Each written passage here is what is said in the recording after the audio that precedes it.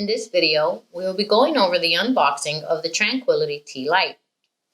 If you notice, in the front of the box, you will find labels indicating the model type and the serial number of the unit. Upon the opening of the box, one of the first things that you will find is your device's documentation.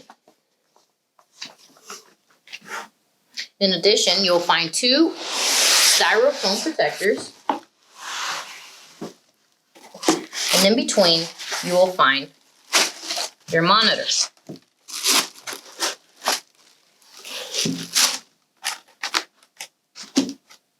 You will also find the box containing the accessories that come with the unit, which include your NIBP cuff, the NIBP tubing for the cuff. You'll also find your 5-lead ECG patient cable. You'll find your SpO2 finger sensor, as well as the extension cable for the SpO2 finger sensor, a temperature probe,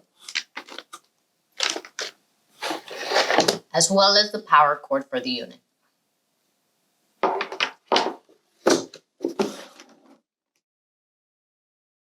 You will also find the warranty registration card, which will indicate the instructions on how to properly register your device.